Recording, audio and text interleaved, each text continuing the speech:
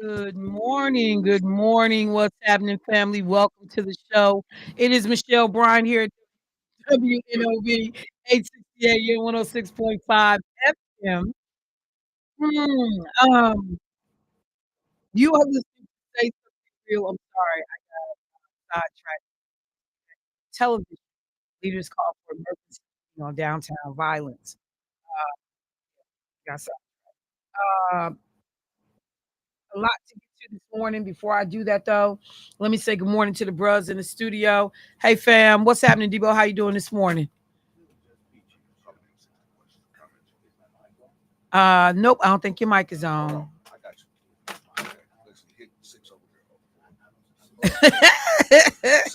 Because we not trying to really, I not couldn't, really trying to hear from you, yeah, but okay. yeah, not really trying to hear from you. Just I wanted to share on yesterday heartwarming, if you will, experiences, as I told you, and you felt so led to announce on Saturday about my daughter. She is certainly awake now and doing a lot better. She's still having some memory issues. She actually did not remember giving birth So, to her Debo, just daughter. for a second though, because everybody may not fully understand what you're talking about and the Hmm. reference. So, just to remind people real quickly, we had been, waiting on your daughter to deliver her baby Right, right. and pick Nine it up months from we there. waited. We waited for nine Did we, months. did we wait for 9 months? But in any case, and really, I learned something through this whole experience. I didn't realize. Debo, you didn't tell him. I'm So about to we, tell we him. waited 9 months for the baby to Right. be Then she born. finally had the baby, Okay. and somewhere within there, after giving birth, about 6, 7 days later, she developed something that's called eclampsia. Is that how you say it, Michelle? I think There's that is the way preeclampsia, it, which yeah, occurs prior to having the baby, but she developed eclampsia, which is after the fact, right. and it subsequently caused her to have seizures, and her blood pressure was out of whack, and and it was just crazy. And so they basically put her in a coma for 5 days. After coming out of it, she had very little memory of what transpired, even the fact that she had given birth. So yesterday, to make the long of the story short, we actually were able to take the baby to ICU on yesterday. Thank the fine folks. They put us in a secluded area in the hospital and brought her over, and she was able to hold and feed and try to reestablish that connection. They offered her to like open her gown and just get that skin to skin contact with the baby. It was very moving. I apologize to every woman on this earth. As a man, I never knew that how close to death you can be giving life. So to every woman that breathes on this earth, God bless you. I'm glad that you referenced that. And yes, eclampsia is something that can actually a pregnancy disorder that is characterized by high blood pressure and protein in the urine. And it involves the development of seizures or convulsions, as you talked about. And it can happen again while you're pregnant or in postpartum after Hmm. you deliver the baby. Um, so often people don't pay attention to some of the signs, Hmm. or people are complaining and they get ignored, and I always use Serena Williams high profile case of a black woman telling folks, hey, XYZ is going on with me, Hmm. and being ignored.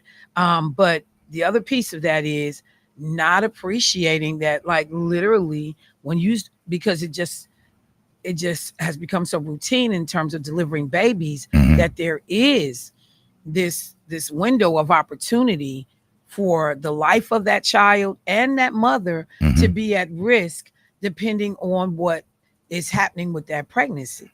Right. In my grandson's case, he was born prematurely, severely prematurely, was in the NICU for a long time. And you know it just didn't dawn on me that we would be looking at a situation where this little boy was going to be fighting for his life.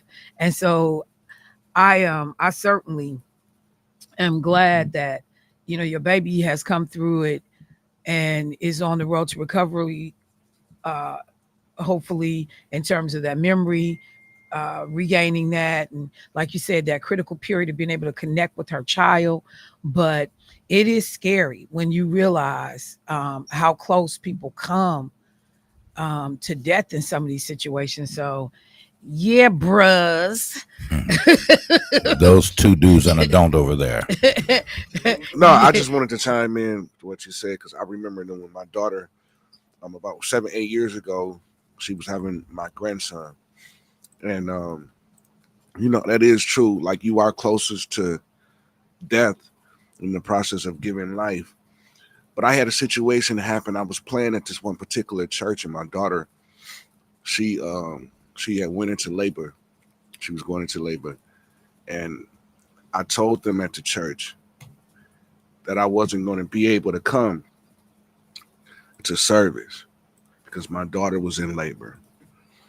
And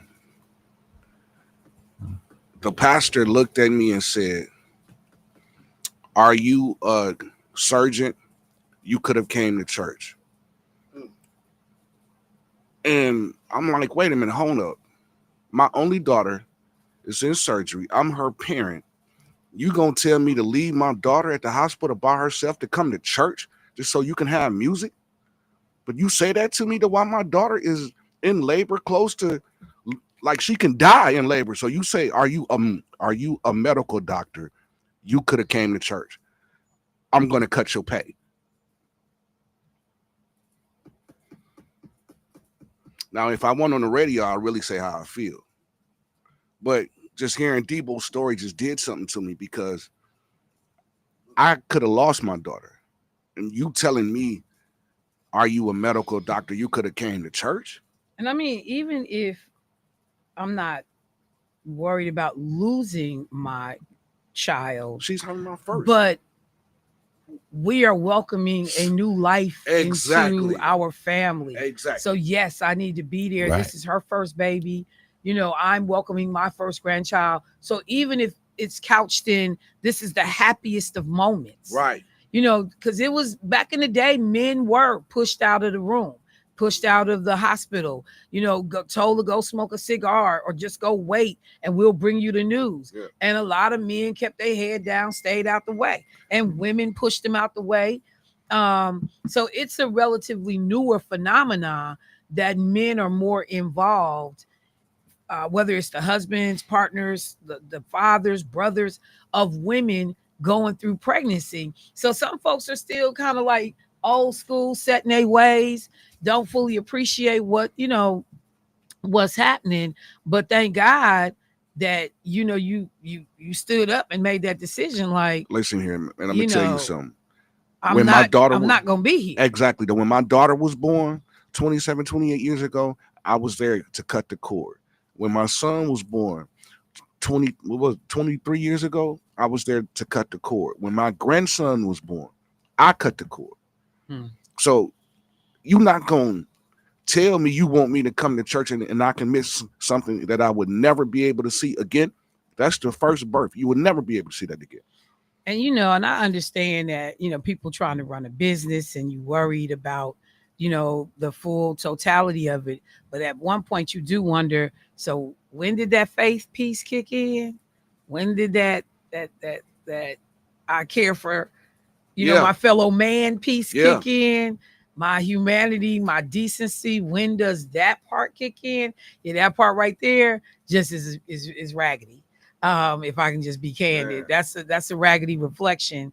But like I said, some of it is tied into old school thinking about men's role or roles in the course of these deliveries and the hospital, and not just sitting somewhere in a chair with cigars on hand waiting to light up once you get the word. Things have changed. And so to the men and the bros who show up for your daughters and your wives and your loved ones, your partners in these ways, man, thank you. It's appreciated. Good morning, Shelby. You had what's happening? Debo, somebody said check your bat phone. My that's bat phone? Yeah, that's Chandra. That's Chandra with her silly self. She said check your bat phone. We got a caller. Let's get them in. Hey, oh wait, I didn't say good morning to everybody else. So Debo, were you good? Were you done? I'm great, man. You straight? Yes. Okay. I got on my. I thought I was done. Okay. I got on my 860 retro. That was hand delivered to me, and yeah, but I'm good. I'm good. Yeah, So I wanted Clark to know he ain't the only one. You know. yeah, I see y'all been pulling out the retro gear for 860. Yeah. So As I'm not as gonna we say celebrate Mr. Jones' birthday, I don't know if you noticed him pulling in. Yeah. We have changed the marquee I to didn't see read it. "Happy Heavenly Birthday." I knew it's his birthday to today. Mr. Gerald Jones. So again, we celebrating today, as we have celebrated all weekend, just the life and times and legacy of Mr. Gerald W. Jones, or Dr. W. Jones, Gerald W. Jones. You know, I laugh because we both Leos, and I was like, explain so that much. explained a lot, didn't it? Explain so much. Clark, how you doing this morning, bro? All right, I'm doing good. Did he do the Stevie Wonder? He was looking for the mic. Yeah. No. You can pull out some hats. What's that? What is that doing right there? Is that the polka dots? And No, that's Paisley. What is that? That's a bandana. That's a bandana print. A bandana print hat. Yeah, like the paisley on the bandana. Right. Okay. I see you. Yeah. Oh no! Don't tell me you got matching pants. Go with that. No, Clark, you didn't. I can't see. Please don't get up. Lessons up in this. Please don't get up. I ain't see him. Jermaine. I want to see him. Oh, he getting this gang banging, let me see. smoking that dope, Wait. doing that coke. Oh, okay. Let's get the It's camera on him. the Wait. pockets. Oh, it's just on the pocket. Yeah. Okay. I thought it he was don't have like the the whole thing. The whole print. Yeah, I was going to be all messed up. If he had the whole print, he was about to get talked about. Oh yeah, Michelle was going to get at you, Clark. It's just on the pockets.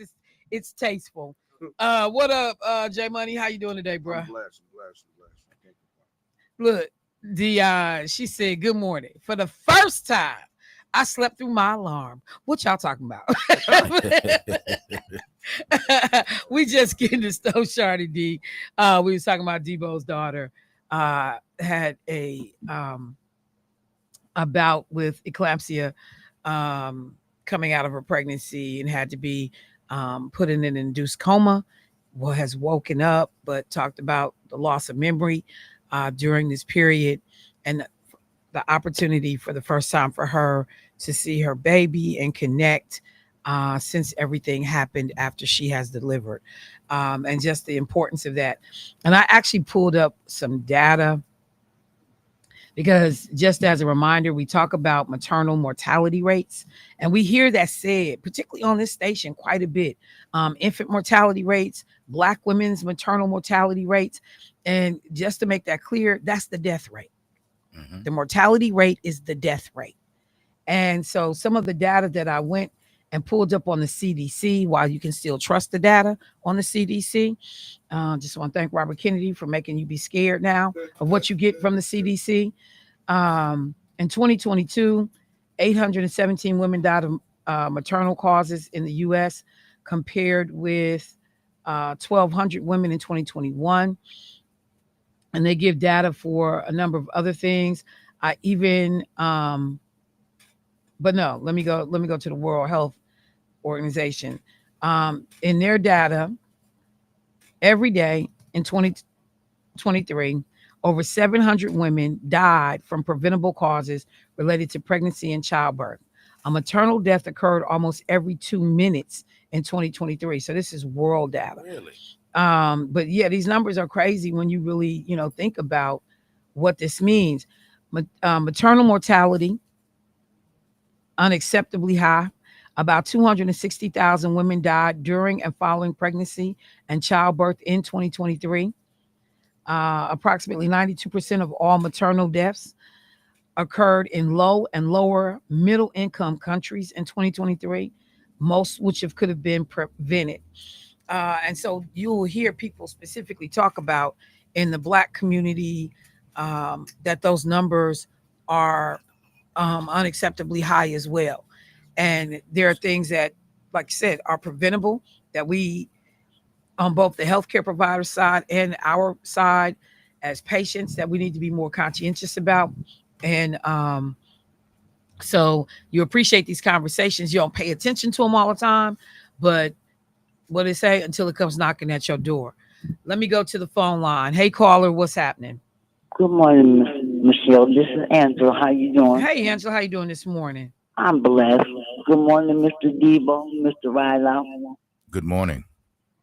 Michelle, I'm calling because I want to speak on how they uh making oh shoot, what the east side where that shooting went on at on Water Street, how they just making it seem like that's so important. But what about the inner city when our people is getting killed, when our babies is getting killed? You know what I'm saying? They not even focusing on that. You know, I know it's a mixture over there on that side of town, but still, it's mostly about the white people. And I'm just keeping it 100. I'm angry because y'all ain't on the news saying nothing about what's going on in the inner city, about the black people that's getting killed, about the black babies that's getting killed. This is really pissing me off, man. You know, I don't like that type of stuff. You know, make us all equal, even though they don't. They should.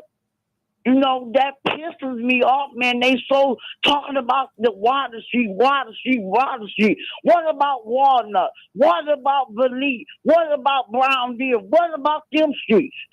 What about Silver Spring? What about them streets? What about Long Island? When them little kids got killed. Y'all ain't saying nothing about that. Y'all said that something about Long Island once, maybe twice. But y'all steady focusing on Water and Brady. Damn them. All right, Angela, thank you. I certainly understand the frustration. What I will say, and for folks that are, what is Angela referencing? The and I'm trying to see if this is the alder person in that district or the business owners who have all come together. But there is what they are calling an emergency meeting that is happening today. Uh, the meeting is going to be held at 9 a.m. At City Hall. And this meeting is to address what they are saying is the recent uptick in violence on Water Street in Milwaukee, talking about the two separate shootings that happened over the weekend near the intersection of Water and Knapp. And so city leaders are all going to run. So first, let me just say this. Yes, there is going to be a different response in terms of downtown Milwaukee and surrounding communities because downtown is your moneymaker. Downtown is where your businesses are located. Downtown is where most of your tourism happens, your visitors, your conventions, your meetings. And if the city of Milwaukee has a situation in which, uh, you know, Northwestern Mutual is scared for their employees to come to work, or, U.S. Bank or any of the big players that are located downtown, that's a problem because that's why people talk about relocating company headquarters somewhere else. You ride by some of these companies that are in the city or out on the outskirts, and you see all these huge fences and security gates because that was one of the reasons why they didn't want the juvenile facility to go in where it was originally proposed over off of Teutonia, because direct supply, we scared for our employees to come to work and pass it like you in the safety of your car. What's getting ready to happen to you? So people are always going to protect their moneymaker. They always are going to protect what gives the city of Milwaukee a bad look or a bad name.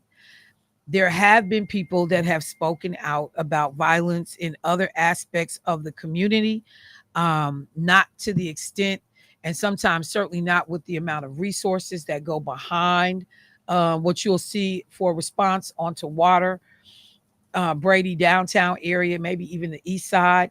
But the one thing I will also say is that in addition to those business owners probably being very vocal and concerned because they're trying to keep their businesses open, you're going to have homeowners and people who live downtown, that will be more vocal in terms sometimes of organizing a meeting, putting pressure on their elected officials. Then you have people in some of these residential areas. It's one thing for us to march in the streets or come do a balloon release or something like that, after a shooting tragedy. But what do we do as a community to demand a different response from civic leaders? See, that's the question we got to pose. I got to get ready to take a break, but I'll put that out there.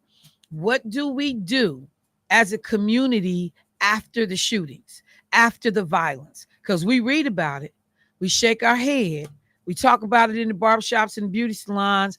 Everybody mention it when they go to church. We call each other, girl, you watching the news. But what is the action? What do we do? Do we call the meeting with the alder person and say we and the police and bring everybody together and try to figure out how to stop this? Because some people are going to be way more proactive in how they try to stop it. Frequently, unfortunately, too often, we are upset about it, but we don't show up in the numbers that we need to. We don't show up in the numbers that we need to be able to deal with that. And somebody hit me up and they said, never a meeting to address community violence like that. No emergency meeting ever. That may be the case. I want to understand who called the meeting and who pushed the meeting to occur. Because I don't need to wait for white folks down emergency meeting in my neighborhood. The neighborhood can call an emergency and demand that all those people show up. It goes both ways. They are they have a responsibility, and so do we.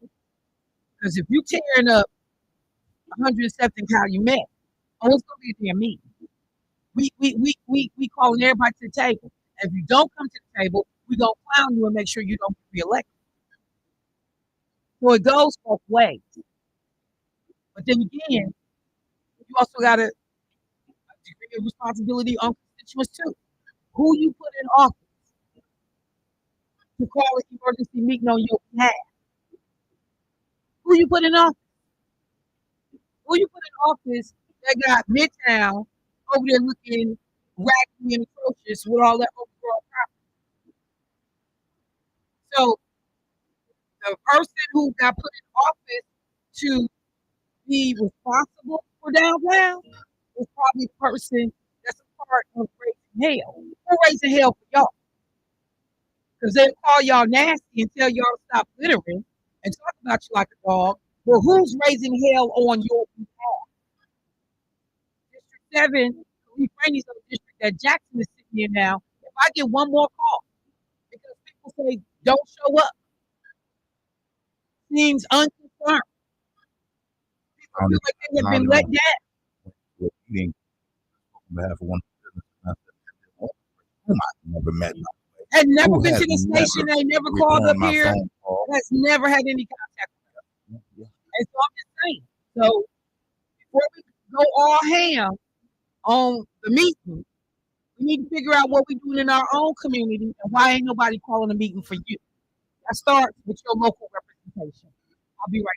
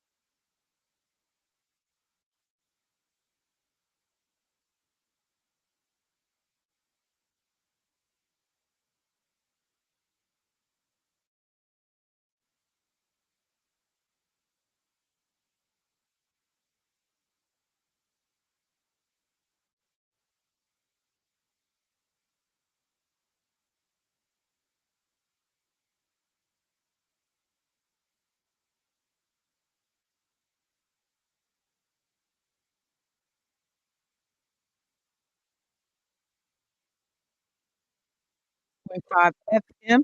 You listen and say something real. So real talk. Let me just make people quickly aware. Some of you definitely have seen some of these text messages coming to your phone.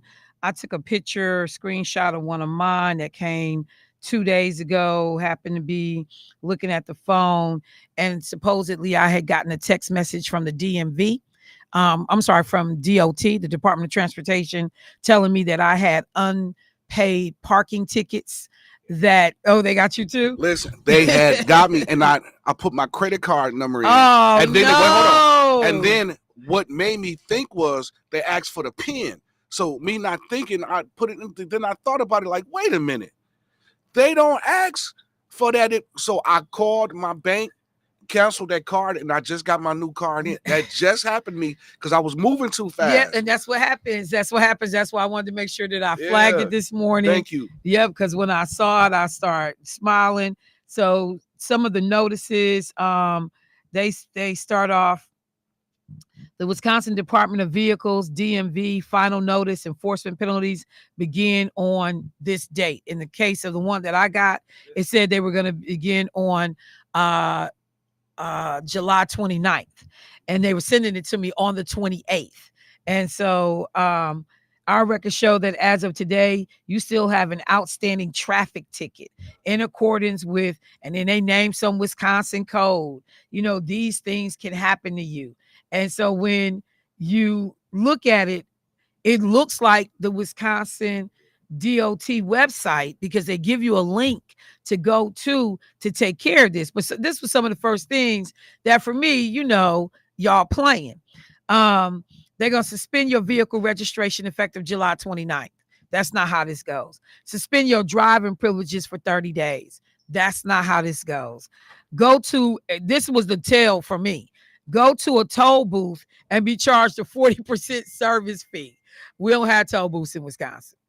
So if this is the Wisconsin Department of Transportation, my closest toll booth is in Illinois. So you have no ability in Wisconsin to tax me for using a toll booth in Illinois. So that was the, you know, even if you looked at some of this other stuff and you didn't know, can they suspend my license? Can they suspend my vehicle registration? But that was one of the giveaways. Go to the toll booth and be charged a 40% service fee. You can be prosecuted. Your credit score will be affected. And then they have pay now. And again, to Jermaine's point, if you moving fast, and some people don't even like, you ain't got no ticket, but you ain't sure. Like, well, maybe they got me and I didn't know they got me, you know, and I'm trying to think. Yeah, no, Debo said he got the same thing. No, mine was, I actually went to Illinois and went through the toll booths. So I'm moving fast and I saw the toll booth and I thought, oh, okay, but this is what it's from, because I didn't pay it when I went through there. Look, but then I looked at it like, hold on, wait a minute. Why did you ask for my PIN? So somebody listening out of state say, I get the messages all day and I'm not even in Wisconsin. Wow. So when they give you the pay link, this is where people get hung up, because the pay link, Wisconsin DOT.pages-dmcc.cc/pay. That sounds official because it has Wisconsin DOT in the link. Please pay now before enforcement to avoid a license suspension and further legal trouble. Reply why and reopen this message to click the link or copy it to your browser. And when people have been doing that, because it sounds so convincing, people are putting in their card information and it is a scam. They are taking your money. Fox 6 News did a story on 2 other scams that were included. One, which was a Medicare card scam. What they wanted people to know is that they were offering to upgrade people from the paper Medicare card to a plastic card. They're making cold calls indicating that consumers need to replace their card. And as people are doing that, they are trying to get your Medicare numbers or other personal information, because that way they are able to fraudulently bill for services. So when people say, no, they didn't ask me for my credit card, Michelle, they was talking about my Medicare card number. The card number is valuable because that is the way that they can commit fraud and bill for things that did not happen and for services you never received. Another one was military housing scams. So what the scammers were doing were targeting service members and retirees, and they were telling them that they might be entitled to different VA benefits or offerings for mortgages and lending. As people go through this stuff, you get hooked up with a fake VA or home loan servicer. They may be able to help you from keeping your house getting foreclosed on or get it refinanced. So they're getting information from you, okay? Social security numbers, banking information. One of the things that they said in that story on Fox News is that the scammers want money that's not traceable. Be wary of anyone who requests payment by gift cards, cryptocurrency, payment app. You know, you can Cash App us and pay us, or wire transfers. So again, please, please, please, I have alerted my cell provider that I'm receiving these fraudulent messages. DOT, I need to go to their website and see what they are doing. It would be great if DOT could do, you know, some PSAs, public service announcements, letting people know this is not how we contact you. Actually, if you call the DMV, because that's what I did after I Okay. did that, because I got suspicious. If you call the DMV, they actually say on the recording line that if you receive any text, things like that, don't open the link. It's a scam. Okay. And I knew it then. I said, oh, so let me call my bank. Because it was Yeah. kind of funny for them asking for my PIN. I'm like, why is they asking for my PIN? But I'm moving fast. Right. Yeah, because I just want to take care of business. Yeah. And then people telling you, like, because it's going to be suspended the next day. Yeah. So I'm You like, know, oh. so all this pressure. So again, just to remind people, remind you, don't be quick to move on this stuff. To Jermaine's point, you can call the DMV. You can reach out and figure out, you know, if any of these tickets are legit. You can actually go online on the DOT database and put in your plate number, because they don't have your license number. They got your plate number. So put in your plate number and it'll tell you if any tickets appear on that plate. So I just wanted to make sure that I'm flagging that for people, because that the frequency is becoming crazy, and folks are going to be doing more and more and more as the financial situation gets more precarious to try to take your money out of your pocket. What do I mean by the financial situation getting more precarious? Many of you may have seen some of the local reports that are now saying this year we will begin to see the impact of some of these tariffs that Donald Trump has put in place. Procter and Gamble. Somebody said, oh, real quick, there is a PayPal scam sending you an invoice for something you supposedly purchased. I've definitely seen those too. And some Microsoft ones, like your computer software package. If you are in doubt, if you can't remember making a purchase, if this feels off to you, ignore it or follow up with the real company and see what possibly is going on. Let me take this caller real quick. Hey, caller, what's happening? Hey, good morning, Michelle. Good morning. Good morning to everyone in the studio. Hey, you know, with all this gun violence in the urban areas across the country. Hang on, you got us on speaker? Oh, I do not have you on speaker. Okay, it sounds a little clearer. We were seeing like you were kind of fading out on us a little bit. Go ahead, let's try it. Okay. All right. All the gun violence, all the homicides across the country in the urban areas. Where are all of our outstanding entertainers and sports people speaking out collectively in regards to solving this here gun problem? Where are they? So, you know, I think frequently, I remember Michael Jordan one time. Michael Jordan got called out because I forgot whatever the issue of the day was, but there were people saying, why aren't athletes prominent, got a huge public following. Why aren't you weighing in on these issues? And Michael Jordan said something to the effect of, I'm not your child's role model. I'm not responsible for educating your child about right and wrong. I play basketball. Now, on another hand, we remember Muhammad Ali, how he spoke out in terms of going to war, and a war he felt like he had no business being a part of. We know John Brown or Jim Brown. We know that, Kareem Abdul-Jabbar, these brothers were politically conscious and socially engaged. But if we think about it, in the totality of sports, athletes have never really weighed in. There have been a handful, and we can pretty much name the athletes that's done it. So asking about it right now, it's been that way since the sports have been around. And I think it's been that way, whether it's white athletes, black athletes, or whoever. They typically don't weigh in. They keep their head down. They're not trying to, offend their managers, many of whom are, white conservative Republicans who possibly, support the gun lobby. The gun lobby supports them. And I'm not trying to mess up my paycheck. Why didn't athletes stand up for Colin Kaepernick? When he was getting it handled real crazy. So there's not really a history of athletes standing up in the first place. So that I would first offer that. And second, how influential do they become? Because, yep, I'm rocking your shoes, but do I care necessarily about what you're saying? So I think that they could say more. They should say more, but that traditionally hasn't been what has happened.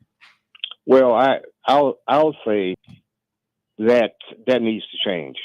We have entertainers that are giving concerts all over this country, and I believe that these entertainers, they have an obligation to speak out about all these people in this country getting killed through gun violence.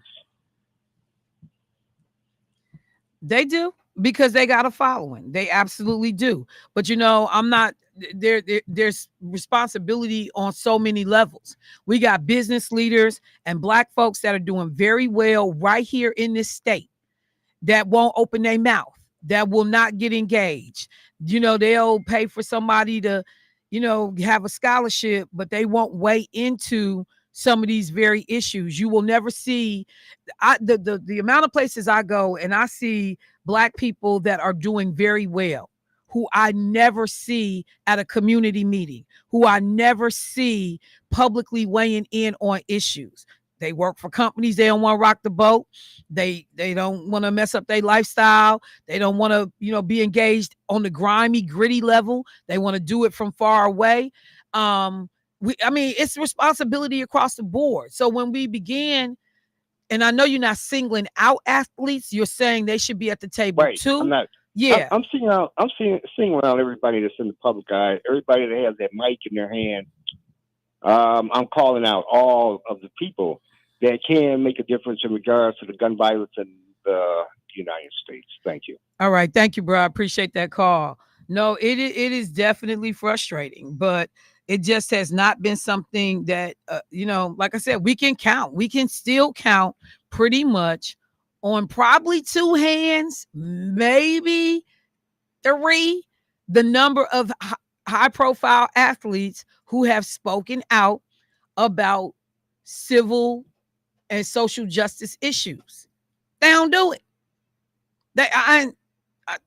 You can't mess up my millions. You just can't do it. Now I'll donate you some money for some book bags. I'll help pay for a summer camp. But man, I can't be out. I can't be out in front on that, and will shy away from it. All right.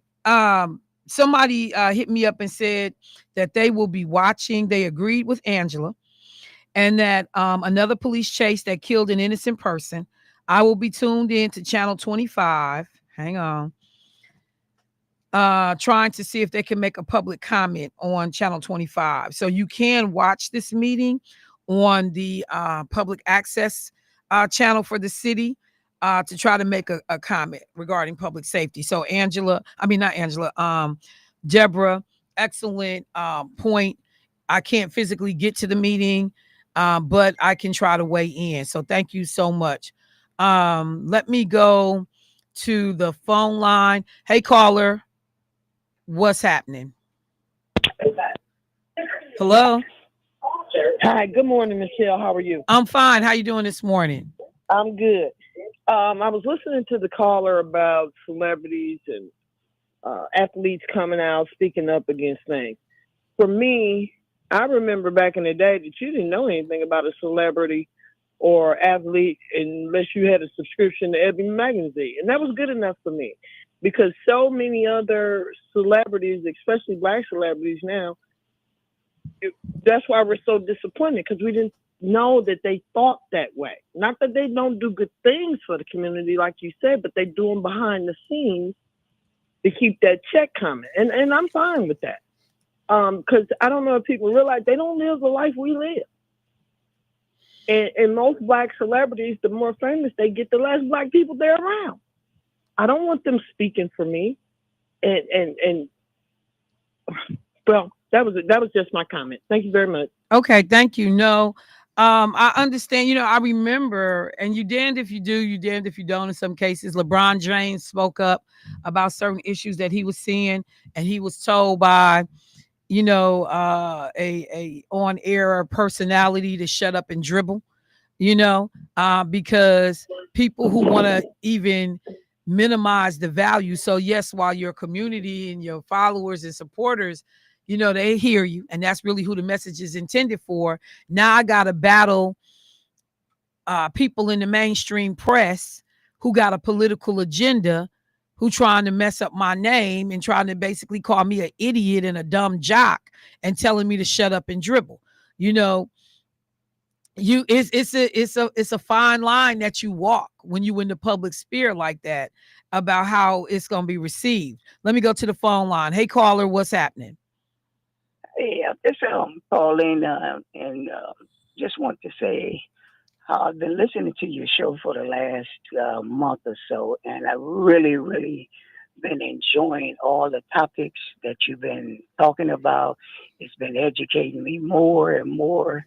But the topic you're on today, I think it is us as a community to come forward and come up with some type of plan or design within our community to help one another. And I'm going to get off the phone and let you say your comment, but you keep doing what you're doing because it's educating me more and more, being a Black man. Thank you so much. I really appreciate it, sir. And thank you for taking the time to call in this morning. I couldn't agree with you more that we do need to collectively come together because some of the stuff we can solve, these are our kids that's committing some of these acts of violence. These are our family members, our children. We know who they are, and this whole thing, this phrase we've heard people say, nobody's coming to save us. They're going to save other people. We're going to send a plane and fly to South Africa and save white folks in South Africa who's sitting on stolen land of, Black South Afrikaners. We going and use taxpayer money to do it. We'll get a plane and go pick up these 50 folks and their families and bring them to America and make them safe. But ain't nobody coming to save us. We'll save downtown. We won't save Midtown. We have to be the ones that's pushing to make things happen in our community. It starts with electing quality candidates, not just somebody who's handsome or cute, who smile, and tell you all kind of stuff. And we don't follow the resume. We don't follow the experience. We don't follow what you've been doing. What did I say about one of these candidates? Hadn't voted in 10 damn years and then ran for office. Like, you ain't even been a part of the civic process, man. Now you want to be an elected official? Are you freaking kidding me? You found Jesus and now you want the job. Like, I can't. Some of this is on us. And then when you realize you got a sorry elected official, you don't do nothing to get rid of them. You don't go recruit nobody to run against them. When we got sorry members in our family, we get tired of dealing with them. I know, but that's our responsibility. My son out here in these streets doing dirt, that boy is my responsibility until I take my last breath. I'm going to stay on your behind. And I will call the police on you, bruh. Let my son or my grandson be out of pocket. You ain't got to worry about Crime Stoppers. You ain't got to worry about Neighborhood Watch. I'm telling on you. You're not going to make everybody else's life miserable because you want to act a fool out here. You know, what that sister say? I know my son was out here doing dirt and may not have been the best cat, but I do want their killer caught. At this point, it's too late. It is too late. Ain't nobody coming to save us. But in reality, we don't need them to. This is about attitude. This is about resource. This is about advocacy. The one thing I will say I agree with Milwaukee County wholeheartedly on is that piece about all the social determinants they talk about of health. I'm talking about of trauma and drama and BS. It's a whole bunch of things that play into by the time you get a fool standing on Water Street, popping a gun off up in the air. A whole bunch of things broke down before that individual, that person got to that point. Education broke down. Parenting may have broke down. Values broke down. You know, work, housing security. It's a whole bunch of things that can get you to that point. It is kids that come from a solid background that end up making mistakes and being silly and doing stupid stuff. But the majority of them don't. But when you got a whole bunch of things going wrong and they all going wrong at the same time, and it's foundational, one block builds on another, just like they tell you when you're in school. If you don't get reading and comprehension early, it's a lost cause for you. If you ain't tight by the 3rd grade, 5th grade, high school getting ready to be a struggle for you because everything is a building block. You got to know this to be able to grasp and understand this. In order to be effective in this subject, you had to know, the basics back in the 2nd and 3rd grade. And I got kids that's not getting that. And then you couple it with the financial stuff and the drama and, people getting harassed because you Black and walking the streets. So you got psychological stress. Then you live somewhere crazy. When I was a social worker, I used to go in the houses. I was like, oh my God, Jesus, thank you so much. My car is better than these people's whole house. My car. You just realize how God awful some people live. I've been in houses, it ain't no damn beds in the whole house. And before they made air mattresses, it wasn't nothing but some cover on the floor, a pallet. You got to get up off a damn floor every day and go make it. And yes, we've done it because we had to. But I look around at kids who don't have a dresser. They putting all their stuff in a damn storage bin or a garbage bag or a box. Kids don't have some place in their house to study. We had assigned areas in our house. We had desks. My mother and my grandfather believed in that. No, you didn't just sit at the kitchen table and do your homework.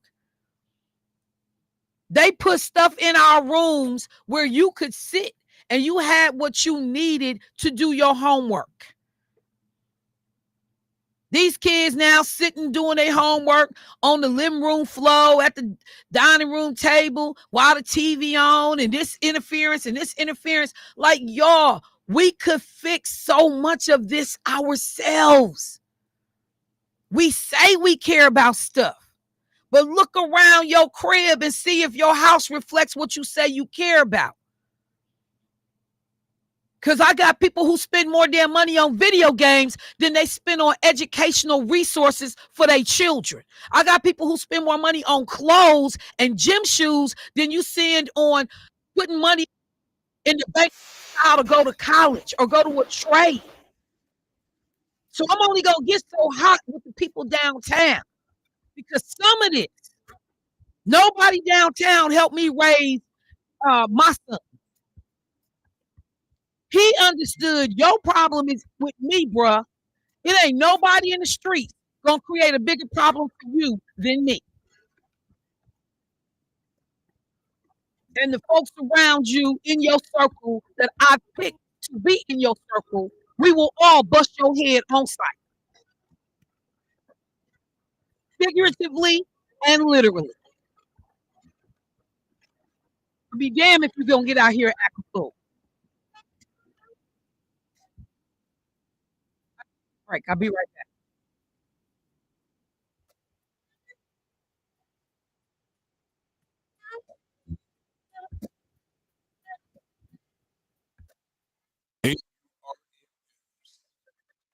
I'm Jim. Chris, he's so spent 2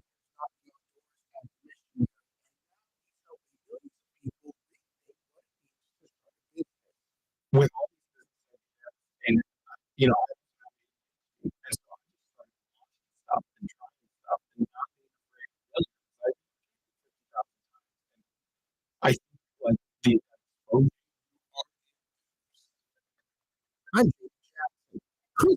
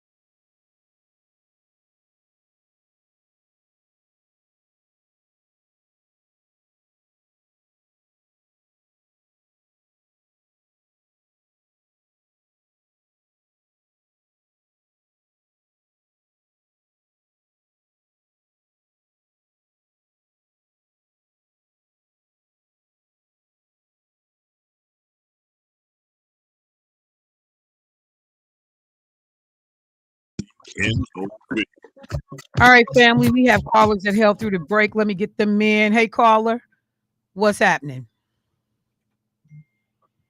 Oh, there you are. Hey, Hello. JT, how you doing this Hey, morning? I'm doing quite well, young lady. How about yourself? I'm good. I'm good. Okay. Yeah, you got a little delay right there for a moment. And good morning to Mr. Devo and good morning to Mr. Jermaine Rightoff. We also got another brother in the studio, Clark Kent. Oh, Clark Kent. Okay, the chocolate Superman. Okay. Don't say that. You're going to get Devo started. Hey, bro, there's nothing wrong with being a chocolate Superman. You know, if a white man can do it, a black man can do it too. That's right. But Michelle, what I call about, here we go again. Every time we have these Republicans in complete control of the White House, it's illegal for black people to defend themselves. And what I'm referring to, I saw this morning on Channel 12 News, where there was in Cincinnati, there was a confrontation between a black group and a white group. And in the video, you saw a white man reach over and slap a young black man in the face who was wearing a red T-shirt.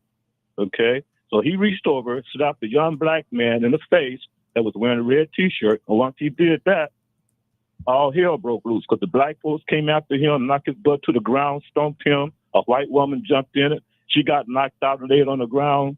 And it was just interesting to see the person that was blamed for it was two black people. On the news, it was a black man and a black woman that they charged for starting that. When on the video, you can plainly see where this white man reached over and slapped the young black man in the face first, then they got their butts whooped.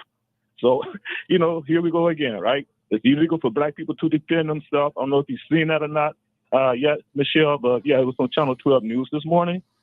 Nope, I haven't seen it, but I did pull up the story. So I'm reading it right now while you're talking. Okay, yeah, it happened in Cincinnati. Yeah, I just want to rush that by you real quick. And if I catch up to you again, possibly tomorrow, I'm going to take you back in time for a few doggone minutes because I ran across a clipping. I clipped from the Community Journal some years back, and they had the host of the show at that time. But you came in last because you just had started as a host.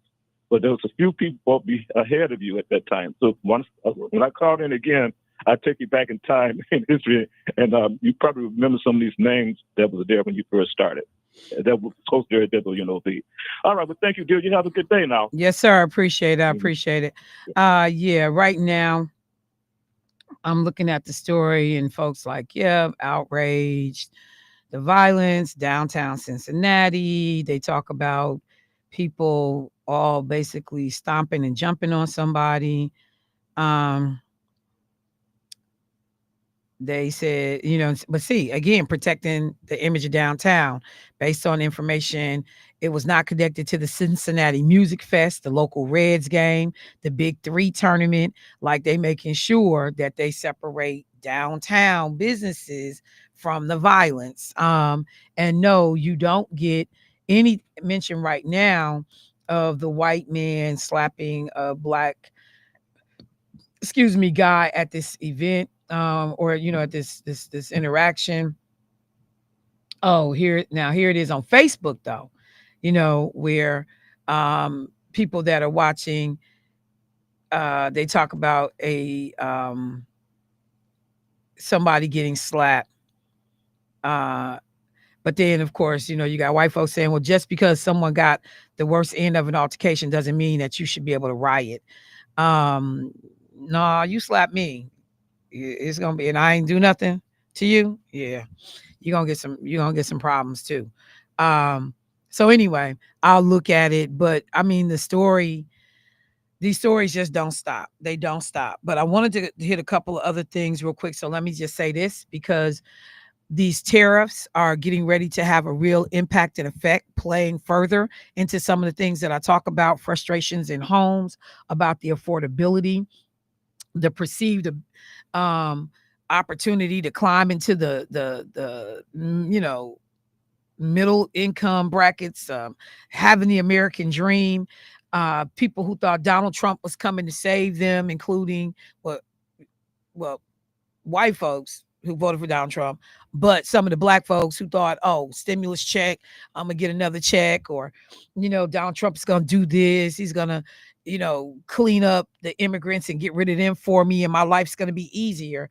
Well, because he is a failed businessman, and while on the surface, many of his policies seem like they may work, one of the things that people have been pointing out in terms of immigration and deportations, Barack Obama, Joe Biden, 3 and 4 million people respectively deported during their tenure without this abusive trampling of constitutional rights and constitutional norms that we see happening under the Trump administration. The tariffs, we need to force people to the table to be better trade partners. But every day, on no analysis, no data, just on the whim of a man sitting on his toilet and texting at night, we can have 50% tariffs on this country, 10% on this, 35% on this. Starts on Wednesday. Wait. Starts on August 1st. Wait. Make it retroactive. Like, you got all of this nonsense going on with this dude. So people are saying, well, we won't likely feel the impact of some of these decisions until either later in his term or after he's gone. No, some of us getting ready to start feeling stuff right now. So Procter & Gamble, which is a company that makes all kinds of products, right? I use Bounty paper towels. In my house, I just don't like a whole lot of other paper towels besides Bounty. And they've been letting folks know that, yeah, you getting ready to see a 20% to 25% increase on the cost of these products in the next month. They are already putting people on notice that they are raising their prices on about 25% of their products. And I said 20% increase, 20% increase on products that they sell. That's what I should say. That about a quarter of their products are going to start going up in price. They are saying that the tariffs are hitting them very, very differently, and things that they thought they were going to be able to absorb, they are not. And so they are going to be passing those price increases on to consumers. About 7,000 people in just Procter & Gamble are getting ready to lose their job. Okay? 7,000 people getting ready to lose their job. These are jobs that are based in Cincinnati, but you're getting ready to see people at work have to assume more responsibility and fewer people to shoulder the burden. So I just looked at NASA just got rid of 20% of their workforce. 4,000 employees of NASA are either now gone or on their way out the door because we need to shrink the size of government. But strategically, how did we arrive at those 4,000 people? And are you telling me literally that there were 4,000 unnecessary jobs at NASA? I don't believe you. If that's what you're trying to tell me. Somebody said all money ain't good money. Memphis school accept money from Elon Musk. The school board sales is sold. Hang on. So let's look and see. Memphis, Tennessee. Remember, I brought up Memphis because I said Elon Musk was putting an AI plant in the Memphis predominantly Black community, and all of the environmental justice concerns, the emissions, the water usage, the potential water damage, all of the things that negatively impact communities where these AI plants go. So what do? I buy your silence. I buy your silence. His company, XAI, wants to, quote, improve education in Memphis and Shelby County. When did Elon Musk give a damn about Black folks? Because those are predominantly Black counties. His company made a financial offer to the school board yesterday that was too generous to pass up. The in-kind donation will be used to make major improvements at schools in Southwest Memphis and Whitehaven near the new XAI's new data centers. He has more than $1 billion. The school district has more than $1 billion in maintenance needs across the district. What he offered to do was to make improvements at 4 schools: J.P. Freeman Optional, Fairleigh, Mitchell High, and Westwood High, for our listeners that's from Memphis or in Memphis.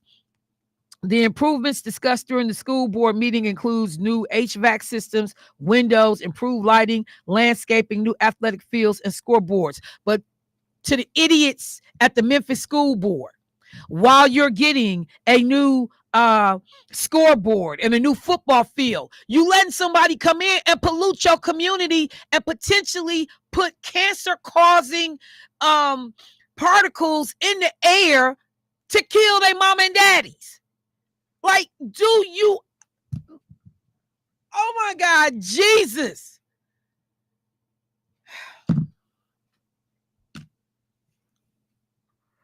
Oh my God. That's all you got to do is wave some money in front of people's faces. Jay-Z and the NFL. You know, the caller said, why don't we get these athletes to stand up? Colin Kaepernick stood up and Negroes left them hanging. Won't turn that damn TV off. Won't stop watching the game. Jay-Z giving buku money to bring black folks in to shake their behind at the halftime show. So somebody stood up and they the ones that ain't got no damn job. Well, he all right. He was rich. He doing okay. That ain't the point. We said we need y'all to stand up. When they stand up, we could have sent the NFL an amazingly powerful message if we had all got on the same page and pulled a target. You didn't have to do it indefinitely. You could have said for 2 seasons, we not watching.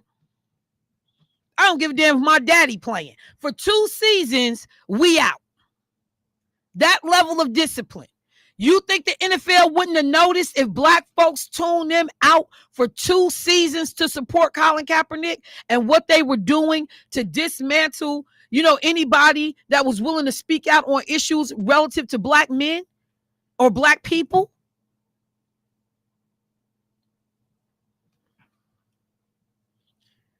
So Elon Musk knows there's going to be pushback in terms of these AI plants going into these predominantly black communities. So I'm going to buy y'all off with a new football field and some lights and an HVAC system.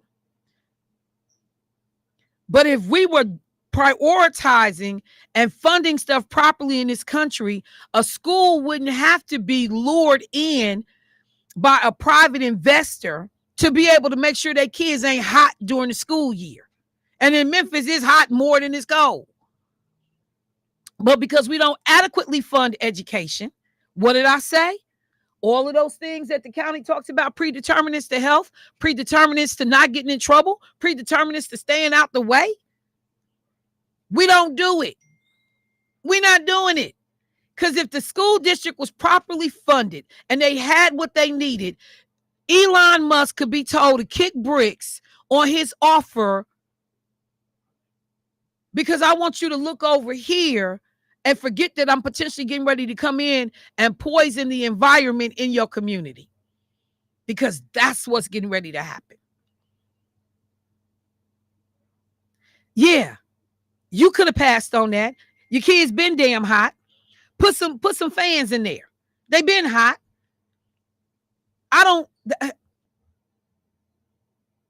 The person who sent it to me, what did they say? I said all the time, all money ain't good money. All money ain't good money. Kids ain't gonna die because they hot. They live in Memphis. They used to hot. I'd rather play on a subpar football field than to know that I got a company coming into my community that potentially is putting cancer-causing pollutants in the air. You're getting ready to mess with our water supply. Elon Musk ain't coming to save you. He's coming to help himself. He's not coming to save you. He don't give no damn about your school. He is a racist. So you think Elon Musk give a damn about what go on in these little black high schools in Memphis when he was over in South Africa creating all kinds of hell to try to make sure that the white people on these farms and this land who didn't want to give it back rightfully to the people that it should have been given to? So he's a part of the racist trek to go get white South Afrikaners and bring them over here. That was Elon Musk doing. Donald Trump don't give no damn about what's going on in South Africa. When world aid is being cut off and the AIDS epidemic is going to go through the roof because we no longer are financing and supporting those programs. That's Elon Musk racist behind. Like, you don't care? You don't understand? You don't see the connection? So I don't care what you do to the black people in South Africa. I don't care what you do to the black people in other countries, that's dying and starving. I don't care that most of the federal employees or a sizable portion of the federal employees that have gotten fired are black women, especially in that tri-state area, Virginia, DC, and Maryland. I don't give no damn about that. Because we about to get a new football field and some new lighting.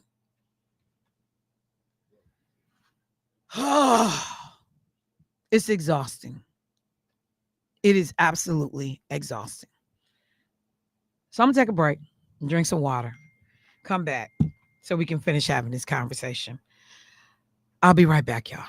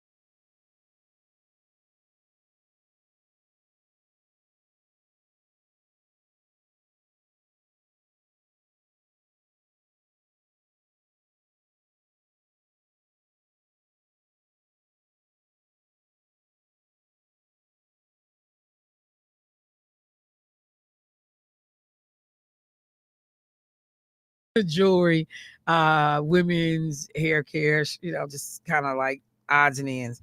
So I went to Claire's last week looking for a necklace. The lady that worked there told me that they have not received any new shipments of anything because of the tariffs. Someone else checked in when I'm talking about this situation down in Memphis. They said my sister and niece, who both live in the Memphis area, are already seeing problems in terms of air quality and community behaviors because of the new of that data center. Someone else said, Michelle, did you hear the report that housing sales are down in large parts to cuts in federal staffing? Most of those positions were held by Black people. So Black men who cast ballots for a $1,200 stimulus check that will never materialize are killing their chances to build generational wealth. Again, particularly in that tri-state area, a lot of the people that work for the federal government are Black. So when you talk about, in Lakeisha, Dr. Myers used to reference this all the time. Dr. Myers built her home in PG County, Prince George's County, which is the wealthiest county in America for Black folks, okay? But PG County, in terms of wealth, many of these people, it's not college degree wealth. It's work for the federal government, me and my husband, and making six figures and got a $300,000 household income, worked our way up kind of wealth. And these, when you get in with the government, you in. You got to do something real crazy to get fired from these federal positions. You're in there. So when these layoffs happen, one of my guys who lives in DC, we was talking to him, was like, Will, are you seeing anything? He said it's for sale signs all through the neighborhood. Because Black folks losing their houses because they can't pay for them. Because they all have been laid off. Early, before the federal lawsuit started and, the Supreme Court weighing in, could Trump fire, could he not fire? If you had been there less than this time, you could go, forced, retirements, all that kind of stuff. But he said it's for sale signs everywhere.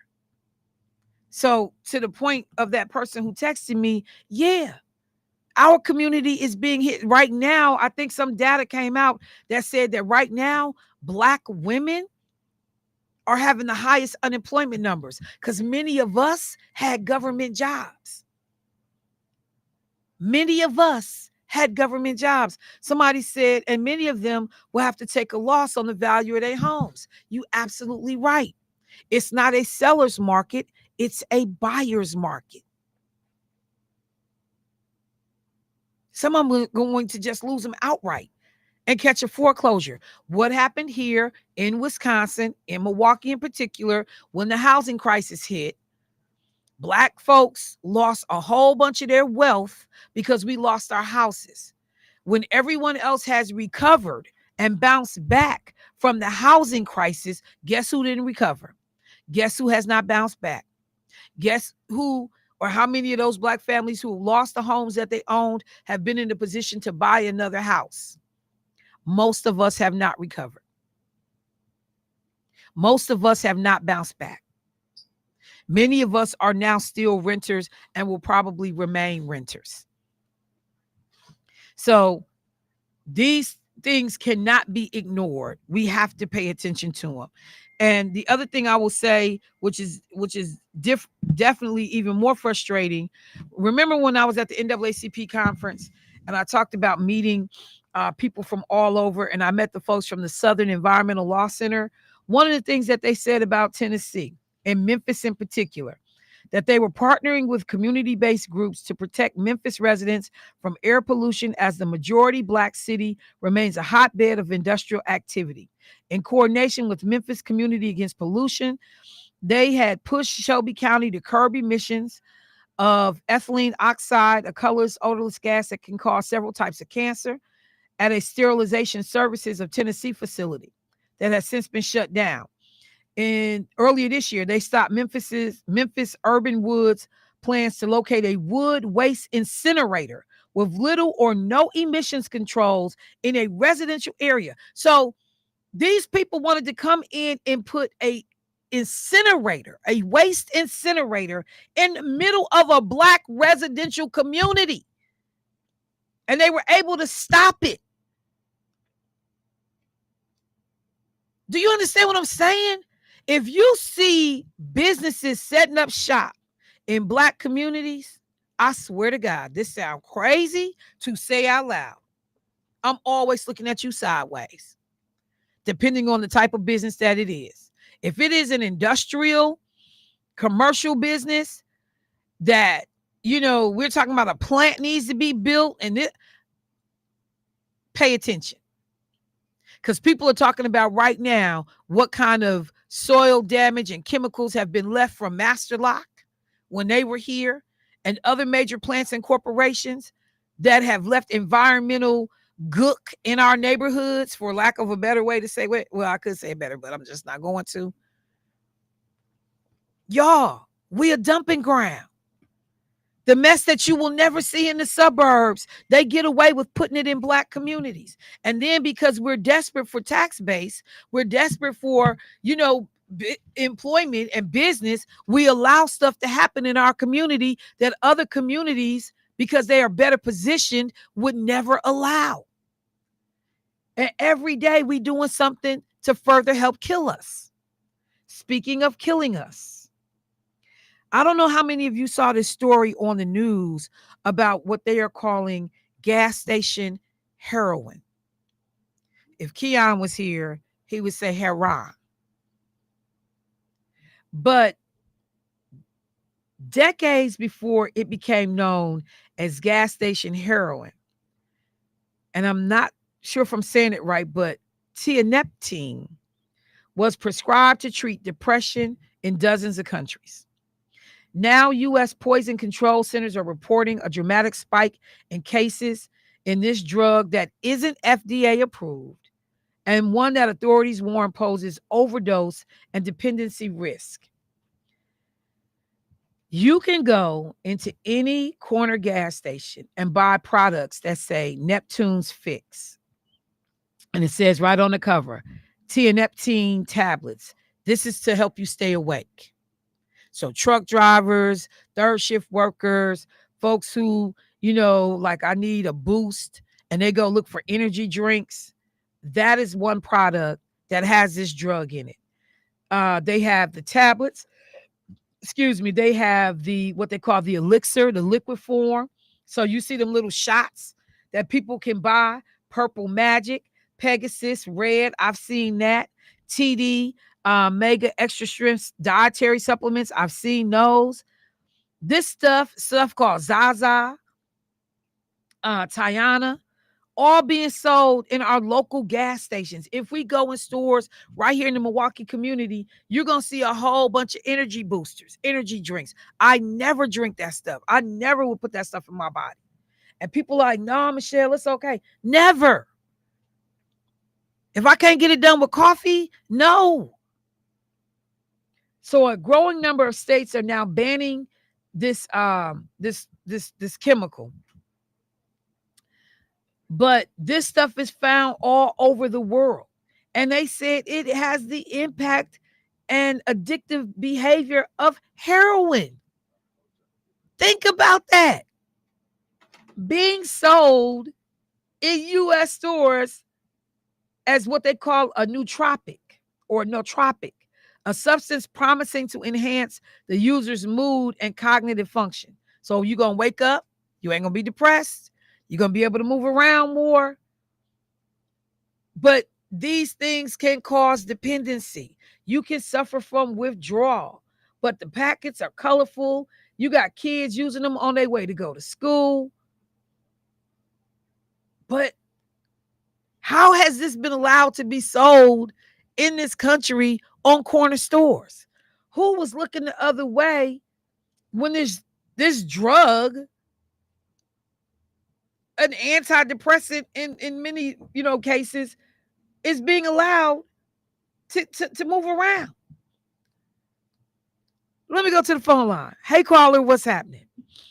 Hey, good morning to you. Good morning. Now you hitting the now you working good stuff. Listen, this gas station deal is bad. Remember they were selling Tunchi, right? The Arabs is over this here. They were selling we what? understand that a lot of it is coming from China. What he said? But the Arabs is pushing it. They've got a market for it. The Tunchi, when they were selling that. So what they did, they outlawed that. They outlawed the K2, okay, the KB. But what they did now, they're sneaking it back in by spraying a light film of it on this gas station marijuana, this old bunk weed. Okay, because and why isn't there anybody regulating this bunk weed that's in our neighborhoods, that's in our stores? One thing I can say about Commander McGee, him, KU, Kirkendall, Fred Reed, all of those guys got together and went against the industry of making these crack pipes, the Swan pipe, straight shooters. We had a big factory right here on 26th and Center, right in the hood, man. I mean, they was making it, exporting it, and everything else. They came in and they outlawed that stuff. Now, because the reason why they outlawed it, Michelle, is because we would buy the stuff. We would buy mix, shake, or scale, walk outside, and get a paraphernalia case. But they won't get the case that's in the smoke shop a charge, right? But me and you get a charge. So they outlawed it, and it was gone. Those aldermen, those people regulated the neighborhood. The aldermen that we got down there now, they not regulating. They don't care if weeds grow up in your front of your store, your broken windows in your store. You know, mice in there, and you selling us food. Listen, the aldermen people are not regulating. They're supposed to be regulating. Where the police at on the Tunchi? You know that weed is getting these people high, and it's supposed to be not to get you high. It's supposed to be for medical purposes. Okay, these folks getting high, running back and forward, and that penis hardener you talking about, they use that all that stuff you talking about. That's really for male stamina. Okay, and it's doing a real lousy job. One guy took some, and his heart was going to jump out his body. He said, "Man, I'll never do it again." The stuff that you just called off a name, they talk about truck drivers and all that. Real truck drivers, you know what they use if they ain't got high blood or nothing? Sunflower seeds. Sunflower seeds to keep you up forever. Just cracking them open and rolling, going cross country, cracking them open. It works, believe me. I know. I do it myself. That's what I do. The only thing that I get worried about is the salt intake. You know, right.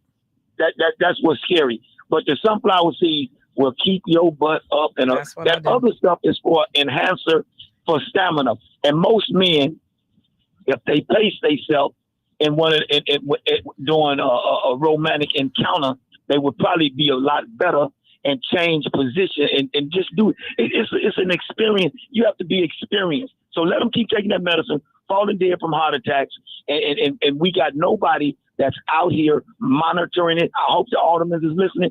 That's your job, buddy. Why you not monitoring these people? Got all of this bunk weed in here, and they getting high off of it. I bet you if the feds go in here, some of that stuff got THC overly regulated. Ain't nobody regulating. If it was a Mike McGee, even Mike McGee Jr. was good. He cleaned up that whole district over there. His district was the last one to have a scale pop up in the gas station. He was still in jail. They were scared to put them scales down in that Malele district. But guess what? As they relaxed it, now everybody got a scale back in the store. I got to go. I appreciate you for bringing that up. All right. Thank you, bro. And some people are hitting me up and saying, yep, sunflower seeds, because that's actually what I do. When I do that 12-hour, 13-hour run home, and I'm going to drive it straight through, if I start to get, and even if I'm not fully sleepy or anything, but I'm not buying the sunflower seeds that are not in the shell. I'm buying the ones in the shell, because that act of cracking that seed and, that shell and doing it, it wakes me up every time. But, you're right. People worry about the salt intake. Jay, you want to say something? Yeah, I was going to say, Meech hit on something, with that whole K2 thing. And it's crazy how that stuff was legal, and you see the way it did to for people that are like, what do you mean K2 thing? K2 is fake weed. And so, because that's what he was saying, that, what did he call it? Bumper weed? So whatever he said it was. Yeah. So this is something that's sold in stores. In gas stations. Now, it's to the point that K2 was affecting people to the point that they would smoke it and get to acting crazy. Like it was a case that one dude actually tried to eat a dude alive. And when the police got to him, he was covered in blood. He was eating a guy. It almost turns you into a zombie. So these are synthetic cannabis. Yep. Okay. Referred to as K2 or spice. Yep. Okay. So, and again, I'm not up on it because I don't be in these corner gas stations. If I pay at the pump, so I don't ever even have to step foot in the store. So it's a whole bunch of stuff I never even see. Yeah, a lot of people are hitting me up now on this whole K2 piece. So clearly need to do some education around it because these products are marketed as they say herbal incense, potpourri. But people are smoking this. That's what you're saying. Yeah, they are smoking it, and it's legal. And phone is jumping off the hook. It's crazy because you'll see people go to the gas station and ask for the K2 and then ask for blunt wraps and then go roll up and smoke, not knowing what it would like. I've seen a person smoke it and then just completely change, like out of their mind. Take all their clothes off and just start running around like they're crazy. It messes with your mind. It was to the point but that it's sold in the gas station. It's sold in the gas station. And people get it and smoke, and it's all different flavors. So they said some companies like BP Gas have taken action to prohibit the sale of K2 in their franchises or in their corporate stores for sure. This is crazy. Yeah, like it'll turn you into a zombie. But it says many states, including Wisconsin, have outlawed the sale and possession of synthetic cannabinoids. So let me go to their page. So I'm on the Wisconsin Department of Health Services page, and it says synthetic cannabinoids, K2 spice, often called fake weed, can cause severe bleeding and possibly death. These products are found across the U.S. and in convenience stores, gas stations, drug paraphernalia shops, blah, blah, blah. There was one confirmed death in Milwaukee County from it in 2018. They tell you about these drugs for health professionals. But what I'm trying to figure out is it illegal? So a Delta 9 if it's illegal, then why are we still selling it? What? Well, a Delta 9 is legal now. Delta 9. Yeah, that's a strain of weed that is legal that you can sell. So they actually there's a store on 76 off of Capitol right next to the chicken place that sell Delta 9. So they got all kind of different weed in the store. It's weed and moon rock and all type of stuff that I only know because I went to go get some chicken from the place that was. Yeah, we were wondering how you know so much. I went to go get some chicken right next door to the chicken place. Yeah, and everything man. Like that there, Hey man, I like Lori's, man. So I went and got some chicken. No, but seriously, it's a place right there. And when I went to purchase some chicken, I got some chicken, and I looked over there and I walked in the store and I'm looking around and I'm like, whoa, like it's almost like Vegas. If you don't believe me, so when you leave here, drive almost up like a there, dispensary type of nonsense. Go up there. So it's where 76 and what? It's right off of Capitol, 76 and Capitol, right next to the chicken place. It's like the chicken places there. You can walk in there and go to your left.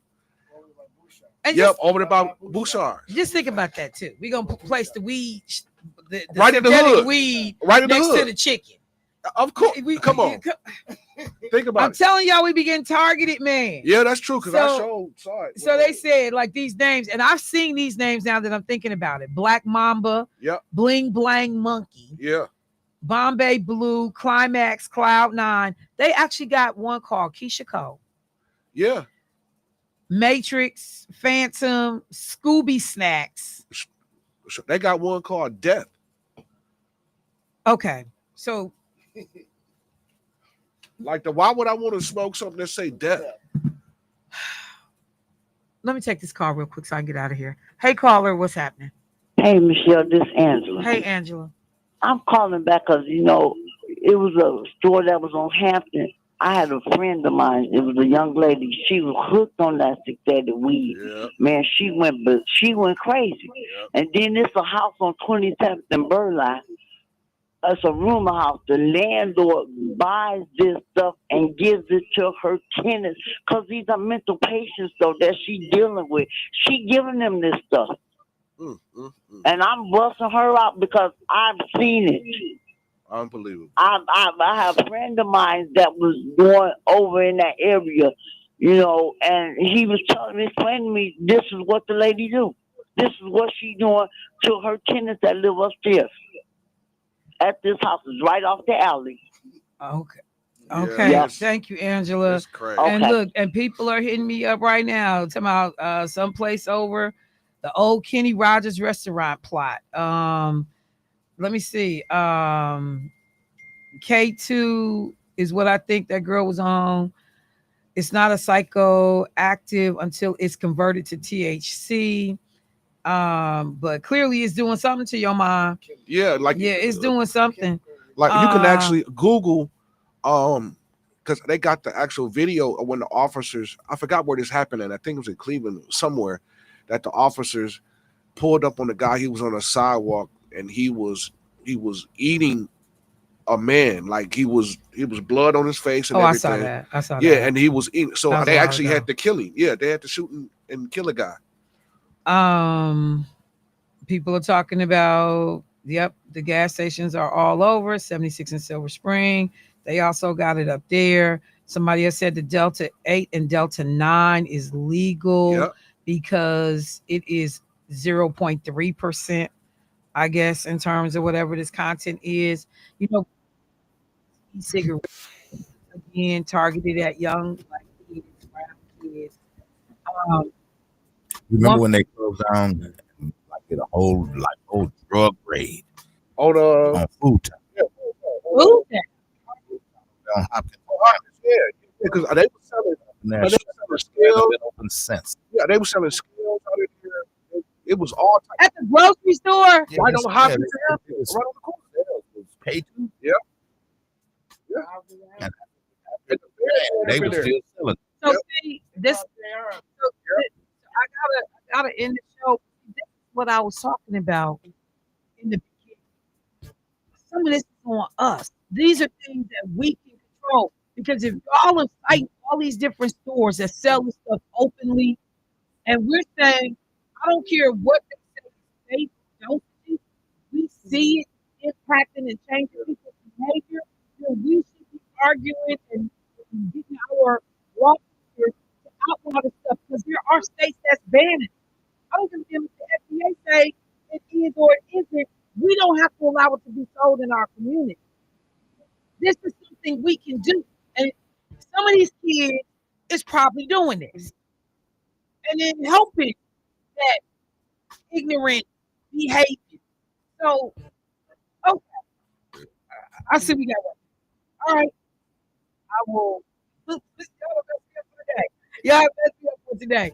I will start to follow up on some of the stuff, see what we do and don't allow in this state, and start asking some real questions about people. Somebody said the old Family Dollar on 44th and Capitol is now a store. They have a section that looks like a dispenser of edibles and more fake drugs. Delta 9. Delta 9. Delta 9. All right. All right, guys. Now talk to y'all kids about this mess. I'll talk to y'all tomorrow. Bros, I appreciate it.